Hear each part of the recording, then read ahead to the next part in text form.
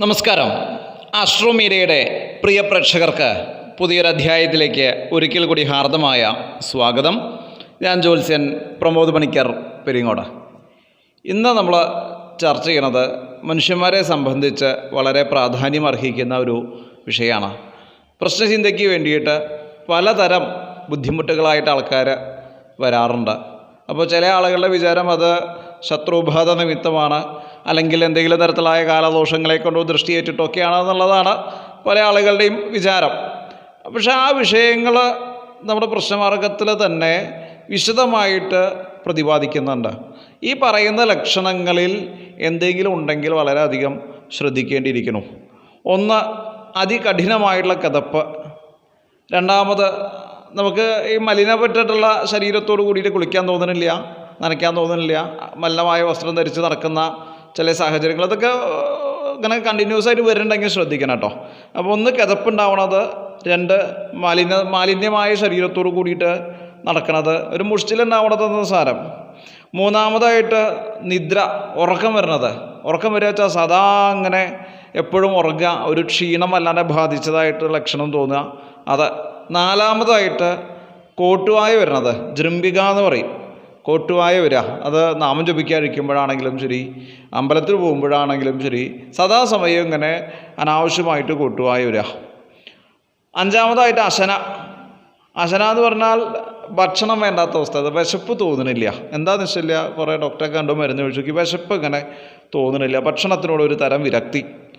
ആറാമത്തായിട്ട് ത്രാസിനി അഥവാ ഞെട്ടലുണ്ടാവുക. പെട്ടെന്ന് നമ്മളിങ്ങനെ ഇരിക്കുന്ന സമയത്ത് അങ്ങോട്ട് ഞെട്ടി ഉണരുക, അത് ഞെട്ടലുണ്ടാക്കുന്നത് ത്രാസിനി. ഈ വിഷയങ്ങളൊക്കെ ഉണ്ടെങ്കിൽ സൂക്ഷിക്കണം എന്നാണ് പറയുന്നത്. എന്താണെന്ന് പറഞ്ഞുതരാം.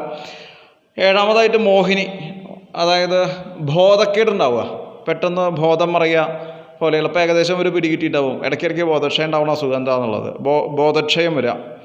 എട്ടാമത്തായിട്ട് ക്രോധിനി, പെട്ടെന്ന് ക്രോധം വരിക, കാരണമൊന്നും ഉണ്ടാവില്ല, അവിടെ ദേഷ്യം വന്ന് പൊട്ടിത്തെറിച്ച് സഭയൊക്കെ അങ്ങോട്ട് മോശമാവണ സാഹചര്യം, അത് ക്രോധിനി, സഹിക്കാൻ പറ്റാത്ത ക്രോധം. 9, താപിനി, ശരീരം മുഴുക്കെ ചുട്ടുനീറ്റൽ, പെരുവിരൽ മുതൽ ശിരസ് വരയ്ക്ക് ശരീരത്തിൽ സുഖമില്ല, ചുട്ടുനീറ്റലാണ്, എല്ലാ അംഗങ്ങളിലും വേദനയാണ്, സമാധാനമില്ല. 10, രോദിനി, കരച്ചിലുണ്ടാവുക. ഒന്ന് പറഞ്ഞ രണ്ടാമത്തേന് ഇമോഷൻ വരിക, പെട്ടെന്ന് കരച്ചിൽ വരിക, അതുകൊണ്ടാകെ അവസ്ഥകൾ മോശമാവുക, പറയുന്നതിന് മുൻപ് കരയുക, എപ്പോഴെപ്പോഴും കരയാൻ തോന്നുക, ഒറ്റയ്ക്കിരുന്ന് കരയുക, ഇതൊക്കെ അതിൽ പെടും കേട്ടോ. 11, ശോഷിനി, ശരീരം എങ്ങനെ മെലിഞ്ഞു വരിക, എത്ര കണ്ട് ഭക്ഷണം കഴിച്ചാലും ശരീരം മെലിഞ്ഞു വരുന്ന സാഹചര്യം. ഡോക്ടറെ കണ്ടു, മരുന്ന് തന്നു, ശരീരപുഷ്ടിക്കുള്ളത് തന്നു, ശോഷിച്ചുകൊണ്ടേയിരിക്കുന്നു, ആണിനും പെണ്ണിനും ആവാട്ടോ. 12, ധ്വംസിനി, അതായത് ശരീരത്തെ മുഴുക്കെ നശിപ്പിക്കണത്, അതായത് പലതരത്തിലായ വിരുദ്ധാഹാരങ്ങളെ കൊണ്ടും ലഹരി ഉപയോഗങ്ങളെ കൊണ്ടൊക്കെ ശരീരം നശിച്ചു പോകുന്ന സാഹചര്യം. രോഗങ്ങളില്ലെങ്കിലും ശരീരത്തിന് പലതരത്തിലുള്ളതായ രോഗങ്ങളുള്ളതുപോലെ അനുഭവപ്പെടും, ഇതൊക്കെ ധ്വംസിനി. അപ്പോൾ ഈ പറഞ്ഞ പേരുകളൊക്കെ എന്താ? അപ്പോൾ ഈ 12 പേരുകൾ പറഞ്ഞു. ഇതെന്താണെന്നറിയോ? അപസ്മാരസ്യ സുപ്രിയാഹ 12 ദൂത്യ വിഖ്യാത, അതായത് ഈ പറഞ്ഞ 12 ആൾക്കാർ കേൾവി കേട്ട അപസ്മാര ദൂതികളാണെന്ന് പ്രശ്നമാർഗാചാര്യം പറഞ്ഞു വെച്ചു. ഏതാഹ സമസ്ത വ്യവസ്ഥാവ നരം സംശ്രയന്തി കില എന്നും പറഞ്ഞു. ഇവരെല്ലാം ഒന്നിച്ചോ വെവ്വേറെയോ ഒന്നിലധികം ലക്ഷണങ്ങളായിട്ട് കാണാമെന്നർത്ഥം. ഈ പറയുന്ന ലക്ഷണങ്ങളെല്ലാം ഒരുമിച്ച് കാണാം, ഒന്നിലധികം ലക്ഷണങ്ങളായി കാണാം, ഒറ്റയ്ക്കും കാണാം. അപ്പോൾ ഇവർ മനുഷ്യരെ പ്രാപിക്കുന്നത് കൊണ്ട് തത്ര സ്വ ആഖ്യാന അർത്ഥവതീം അഭിവ്യഞ്ജയതി ച, അതായത് തത്ര സ്വാഖ്യാന അർത്ഥവതീം, അതായത് ഇവരുടെ പേരിനനുസരിച്ചിട്ടുള്ള പ്രവൃത്തികളെ തങ്ങളുടെ ശരീരത്തിൽ അതായത് മനുഷ്യന്മാരുടെ ശരീരത്തിൽ അവർ പ്രകടിപ്പിക്കുകയും ചെയ്യണം. അപ്പോൾ ഇതിൻ്റെ അർത്ഥം എന്താ? ഇവരുടെ പേരിനനുസരിച്ചിട്ട് ഇവർ മനുഷ്യന്മാരുടെ ശരീരത്തിൽ കയറി പ്രവർത്തിക്കുന്നുണ്ട്. അപ്പോൾ ഇത് അപസ്മാരാണെന്ന് സാരം. ഇതിങ്ങനെ പറയണത് നമ്മളറിയാത്ത തരത്തിൽ, നമ്മൾ പെട്ടെന്ന് വായത് ഇങ്ങനെ നൊരയും പതയും പറഞ്ഞത് മാത്രമല്ല അപസ്മാരം. ഇങ്ങനെ 12 തരത്തിലുള്ള അപസ്മാരങ്ങൾ കൂടി മനുഷ്യനെ ബാധിക്കുന്നുണ്ട്. അപ്പോൾ ഈ അപസ്മാരം എങ്ങനെയാണ് നമ്മൾ കണ്ടുപിടിക്കുക എന്നുള്ളതാണ് അടുത്ത ചോദ്യം. മന്ദേരന്ധ്രഗതേ ഹൗച്ച ത്രികോണേ ബലിനോ ശുഭാഹ യോഗ അപസ്മാരതോ ഭാനുർഭൗമശ്ച ഗതദൗ യതി എന്ന് പറഞ്ഞു. അതായത് സൂര്യനെ കൊണ്ടും ചൊവ്വയെ കൊണ്ടാണ് ഈ അപസ്മാരം ചിന്തിക്കേണ്ടത്.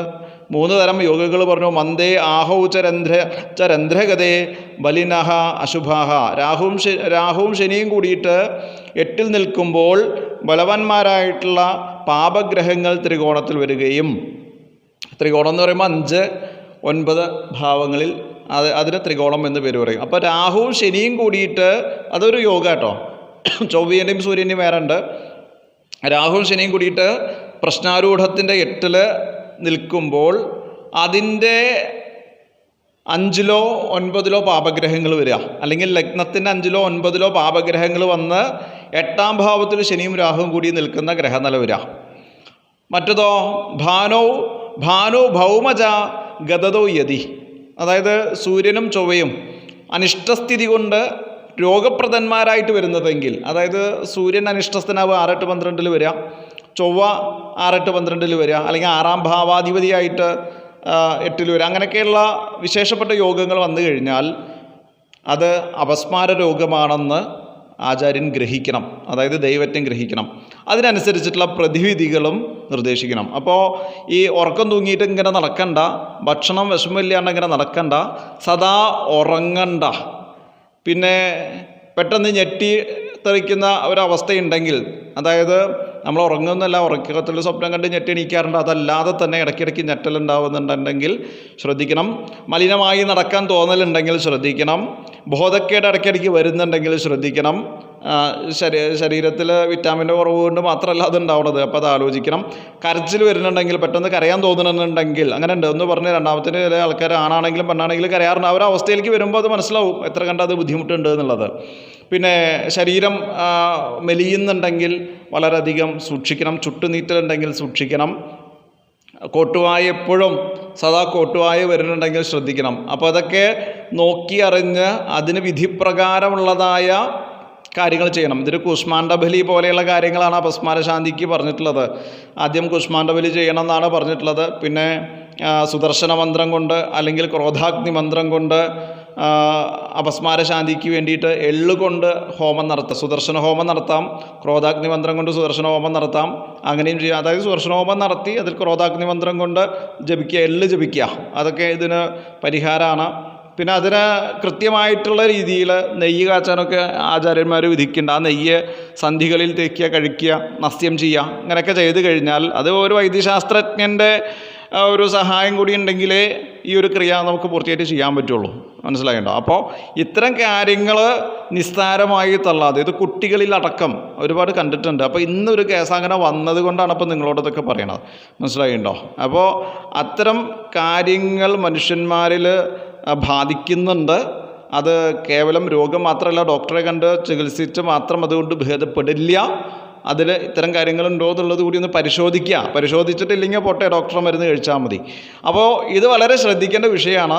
ഇത് നമ്മുടെ പ്രശ്നമാർഗ്ഗം എന്ന ഗ്രന്ഥത്തിൽ കൃത്യമായിട്ട് രേഖപ്പെടുത്തിയിട്ടുണ്ട് ഈ വക കാര്യങ്ങളൊക്കെ. അപ്പോൾ ആചാര്യൻ ഇതൊക്കെ ശ്രദ്ധിച്ചത് കൊണ്ടാവണം സമൂഹത്തിനോടത് പറഞ്ഞിട്ടുണ്ടാവുക. അപ്പോൾ അത് അറിയാത്ത ആളുകൾക്ക് വേണ്ടിയിട്ടാണ് നമ്മളെന്ത് ചെയ്യണത്, ഇത് പറഞ്ഞു തരുന്നത്. മനസ്സിലായിണ്ടോ? അപ്പോൾ എല്ലാവരും ശ്രദ്ധിക്കുക. അപ്പോൾ അടുത്ത എപ്പിസോഡിൽ മറ്റൊരു വിഷയവുമായി വീണ്ടും കേട്ടുമുട്ടാം. നിങ്ങളുടെ അഭിപ്രായങ്ങളൊക്കെ എഴുതി അറിയിക്കുക. വീഡിയോ എല്ലാവർക്കും ഷെയർ ചെയ്യുക, ലൈക്ക് ചെയ്യുക. ആസ്ട്രോമീഡിയ സപ്പോർട്ട് ചെയ്യുന്ന എല്ലാവരും ഒന്ന് ലൈക്ക് ചെയ്തിട്ട് ഇതൊക്കെ കാണാം. പിന്നെ ഇതൊക്കെ ഇൻഫർമേറ്റീവാണ്, വളരെ ഇൻഫർമേറ്റീവ് ആയിട്ടുള്ള കാര്യങ്ങളാണ്. അപ്പോൾ ഇതെല്ലാം സൂക്ഷിച്ച് വെക്കാനും മറ്റുള്ളവരിലേക്കൊക്കെ എത്തിക്കാൻ പരമാവധി ശ്രമിക്കുക. അപ്പോൾ അടുത്ത എപ്പിസോഡിൽ നമുക്ക് വീണ്ടും കേട്ടുമുട്ടാം. അതുവരെയ്ക്ക് എല്ലാവർക്കും ഒരിക്കൽ കൂടി നന്ദി, നമസ്കാരം, ശുഭദിനം.